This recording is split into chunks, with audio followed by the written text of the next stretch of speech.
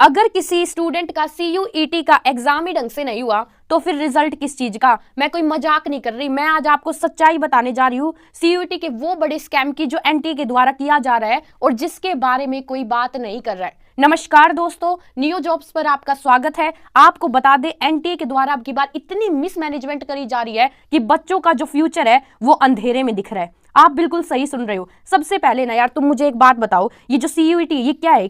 ये एक entrance exam है क्या? ये एक एंट्रेंस एग्जाम, इसके बाद ही आपका किसी कॉलेज या यूनिवर्सिटी में एडमिशन होगा, तो ये आपके लिए सबसे मोस्ट इंपॉर्टेंट है आफ्टर 12th। लेकिन NTA ने इसका मजाक बना दिया है। मैं आपको बताने जा रही हूँ कि बच्चों के साथ क्या हो रहा है जो कि कोई आपको नहीं बता रहा। सबसे पहली बात मैं आपको बता दूं, पहले तो CUET के नाम पे तुमसे मोटी मोटी फीस ली जाती है, 1000-1200 रुपए। देखो मैं तुम्हें ना एक बात बताओ, तुम मुझे जो भी वीडियो देख रहे हैं कि जो बच्चे अफोर्ड कर सकते हैं, जिनके पेरेंट्स अफोर्ड कर सकते हैं, वो तो दे देंगे इतनी फीस, लेकिन जिन बच्चों की फाइनेंशियल कंडीशन कमजोर है वो कैसे इतनी मोटी फीस भरेगा? आप मुझे एक बात बता दो, ये जो आप 1000-1200 रुपए ले रहे हो ये कैसे वो फीस भरेगा? और CUET तो एक कंपल्शन एग्जाम भी हो गया कि सबको देना ही पड़ेगा, तभी आपका किसी कॉलेज या यूनिवर्सिटी में होगा और आपका जो फ्यूचर है वो सिक्योर होगा। लेकिन बच्चों के साथ मजाक हो रहा है, CUET के नाम पर आपसे ज्यादा पैसे ठगे जा रहे हैं।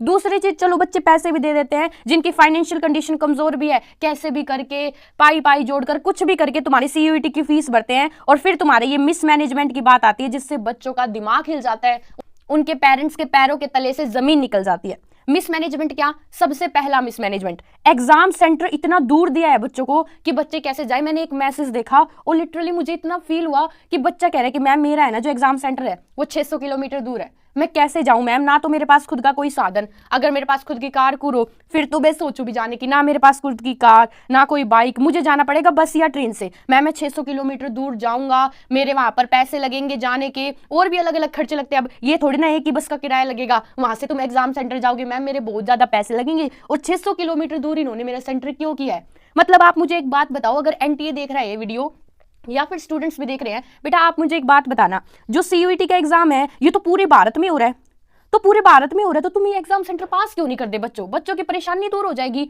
जहां पे बच्चों का ज्यादातर पेपर है, जैसे कि छोटी छोटी जगह पे ही कर दो। ये क्या मतलब है कि बच्चों को इतनी दूर का डिस्टेंस कवर करना पड़ रहा है? और अब तुम ये बात छोड़ो, जो बच्चे गांव से आ रहे हो इतनी दूर दूर दूर दूर, भैया कैसे पेपर देंगे वो? थोड़ा सा दिमाग तो लगाओ, क्या कर रहे हो यार तुम? ये कोई जॉब का पेपर थोड़ी ना है कि हुआ तो ठीक है। अब क्या होता है, ज्यादा दूर सेंटर होने की वजह से बच्चे कई बार नहीं पहुंच पाते। कई बच्चों की फाइनेंशियल कंडीशन नहीं होती ऐसी कि जिसकी वजह से वो इतनी दूर जा पाए, और कई बच्चे अगर जाते भी हैं तो कई बार क्या होता है, मान लो बीच में कुछ आ जाए, मान लो बस खराब हो जाए या कुछ भी हो जाए जिसकी वजह से वो लेट पहुंचते हैं, और फिर जो यहाँ के एग्जाम सेंटर्स के जो सिक्योरिटी होती है वो उनको निकाल देती है धक्के मार के बच्चों को। ऐसा हुआ है सच में। मैं आपको बताती हूँ, हमारी पड़ोस में एक लड़की है और वो गई अपना एग्जाम देने के लिए, उसका CUET इंग्लिश का एग्जाम था, तो वो सेंटर में है ना 2 मिनट लेट पहुंची, सिर्फ 2 मिनट, और उसे एंट्री नहीं दी गई। मतलब तुम ये बताओ यार, उनकी फाइनेंशियल कंडीशन इतनी अच्छी नहीं थी तो वो क्या करती? वो गए बस से। अब अगर वो बस से गए हैं, बस बदल बदल के गए हैं, वो जहां पर एग्जाम सेंटर में पहुंची, अगर वो 2 मिनट लेट है तो क्या ये NTA की जिम्मेवारी नहीं है कि उस बच्ची का जो एग्जाम है वो अच्छे ढंग से होना चाहिए? आप बताओ ये बात मुझे अभी कमेंट में बताओ। लेकिन उस बच्चे का एग्जाम नहीं हुआ और वो बहुत मेहनती बच्ची, उसने दिन रात एक रखा, उसके 12th में बहुत अच्छे परसेंटेज आए हुए हैं, लेकिन उसका जो ये है CUET का एग्जाम ही नहीं हुआ। मुझे नहीं लगता उस बच्चे की कोई गलती है, मुझे लगता है कि NTA की गलती। अगर वो एग्जाम सेंटर पास ही दे देता तो क्या बच्चों को ये झेलनी पड़ती? अब चलो एग्जाम सेंटर भी तुम छोड़ दो कितना दूर है, मान लो एग्जाम सेंटर भी दूर है, बच्चे वहां पर चले जाते हैं। अब सबसे बड़ी प्रॉब्लम पता है क्या? एग्जाम सेंटर में भैया कंप्यूटर नहीं चल रहे, बच्चे पेपर कैसे देंगे? माउस नहीं चल रहा, ऊपर से जो इन्विजिलेटर है उसकी बकवास नहीं खत्म हो रही, अपने बात करे जा रहे हैं, बच्चों को फ्री दिमाग नहीं दे रहे। बच्चे कैसे सोचेंगे, कैसे पेपर करेंगे? अगर वहां पर सभी चुप हो तभी तो बच्चे का दिमाग चलेगा, उसके सामने कचर कचर कचर कचर बात चल रही है तो कैसे करेगा? और इतने सारे बच्चों के ऐसे मैसेजेस आए कि मैम हमारा तो माउस ढंग से काम नहीं कर रहा था, हमारा तो जो कंप्यूटर था चसबुच चसबुच फ्लिक कर रहा था, अच्छे से काम ही नहीं कर रहा था, मैम हम अपना पेपर कैसे देते? आप ये बताओ, जब माउस ही काम नहीं करेगा, स्क्रोलर ही काम नहीं करेगा, पहले ही लिमिटेड टाइम होता है हमारे पास, फिर कैसे दे? ऊपर से पेपर की भी होता है कि कई बार हार्ड आता है, कई बार मीडियम आता है, लेकिन मैम हम पेपर कैसे दें? और एक स्टूडेंट की तो जब मैंने सुनी ना बात यार, तो बहुत ज्यादा दुख हुआ। गलती किसकी? इन्विजिलेटर की। और क्या करा इन्विजिलेटर ने उस बच्चे के साथ, वो कमेंट में तुम स्क्रीन पर दिखाऊंगी। तो देखो, एक बच्चा है, उसने अपने सारे क्वेश्चंस लगभग अटेम्प्ट कर दिए थे और वो बोला ठीक है चलो, जैसा मिसमैनेजमेंट, माउस नहीं चल रहा तो कोई नहीं, कंप्यूटर वो कर रहा है तो कोई नहीं। उसने करे सारे क्वेश्चंस करने के बाद एक क्वेश्चन में उसे डाउट था, तो उसने इन्विजिलेटर को कहा कि प्लीज एक बार ये क्वेश्चन देखना। उसने कुछ पूछा उससे, इन्विजिलेटर ने बिना उसकी परमिशन के उसका माउस लिया और इन्विजिलेटर से वो जितने भी क्वेश्चन थे वो सारे डिलीट हो गए।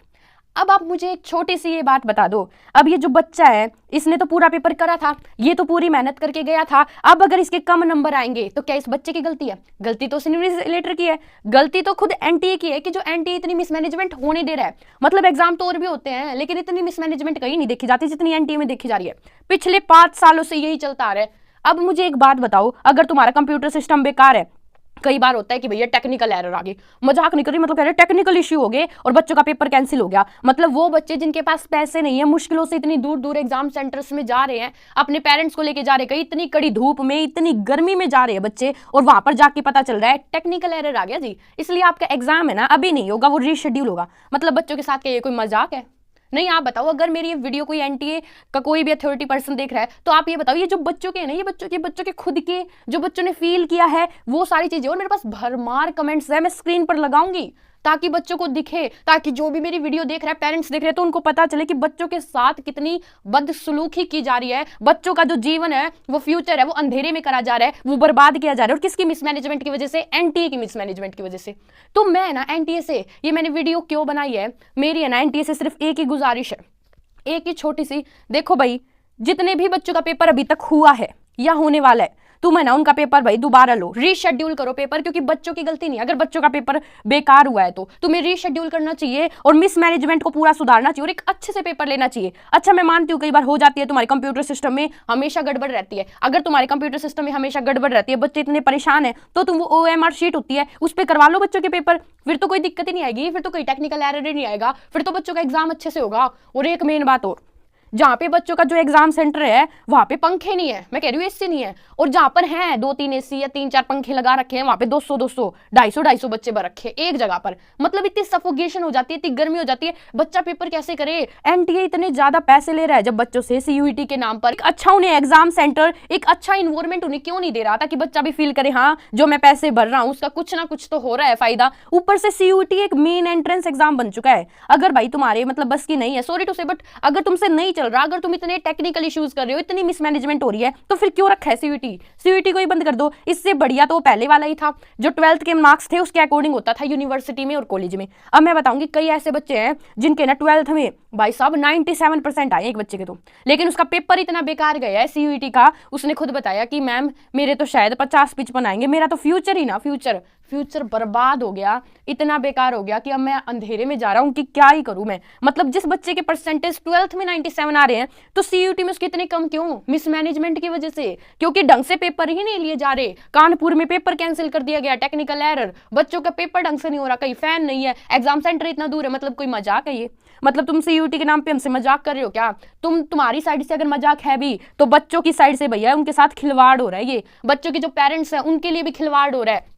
वो अपने बच्चों के बारे में सोच रहे पेरेंट्स कि कोई ना मेरा बेटा या बेटी एक अच्छे यूनिवर्सिटी अच्छे कॉलेज में जाएगा, उसका फ्यूचर ब्राइट होगा, बेटा तुम CUET का पेपर दो, बेटा तुम मेहनत करो, कोर्स ले रहे हैं बच्चे, बच्चों के तो इतने पैसे लग रहे हैं। देखो, सबसे पहले CUET के पैसे दो, ठीक है, वहां पर एग्जाम सेंटर में जाने के पैसे दो, ठीक है, खाने पीने का भी खर्चा होता है, कई इतने दूर दूर सेंटर है, बच्चों को पहले जाना पड़ता है, उससे पहले वाले दिन होटल में रहना पड़ता है। और एक बच्चे का तो मैंने कमेंट देखा, वो बोला कि मेरे ना 8,000 रुपए लगे, पूरे 8,000 रुपए ये एक CUET का एग्जाम देने के लिए, और मेरा एग्जाम भी अच्छे से नहीं हुआ। इतनी मिसमैनेजमेंट, इतनी बेकार कहूंगी, इतना वाहियात हुआ है कि क्या ही बताएं मैम, हमारा एग्जाम बिल्कुल भी प्रॉपरली वैसे नहीं हुआ। तो मैं एनटीए से पूछना चाहूंगी, यार आप तो इतनी बड़ी अथॉरिटी, आपको कुछ तो करना चाहिए। रिक्वेस्ट सिर्फ सिंपल सी है, जितने भी बच्चे हैं उनका जो एग्जाम है वो रीशेड्यूल किया जाना चाहिए, और साथ ही साथ आपकी मिसमैनेजमेंट को सुधारो और प्रॉपर वे से ढंग से हो पेपर, ताकि बच्चों के अच्छे से सिलेक्शन हो और जो बच्चा डिजर्व करता है ना उसको वो चीज मिले।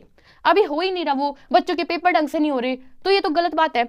अगर मेरी कोई वीडियो देख रहा है तो प्लीज इस वीडियो पर ज्यादा से ज्यादा कमेंट और शेयर करो, ये वीडियो एनटीए तक जानी चाहिए, उनको पता चलना चाहिए कि बच्चों के साथ क्या हो रहा है। साथ ही अगर आपके साथ भी ऐसा कुछ हुआ है, अगर आप सीयूईटी का पेपर देने जा रहे हो या फिर आप पेरेंट्स हो, आपके बच्चे ने कुछ ऐसा बताया है, तो आप प्लीज कमेंट करो, आप बताओ कि आपके साथ क्या हुआ है, ताकि हम आपके साथ लड़ाई लड़ेंगे और आपको जस्टिस दिलवाएंगे। आप हमें बताओ आपको क्या चाहिए। बच्चों की ना भाई मांग सुनी जानी चाहिए, क्योंकि बच्चों की यहाँ पर गलती नहीं है, बच्चों पूरी मेहनत करके अपने गए थे, गलती एनटी की तरफ से हो रहा है, जो स्कैम हो रहा है सीयूईटी का ये एनटी की तरफ से हो रहा है, बच्चों की तरफ से नहीं हो रहा।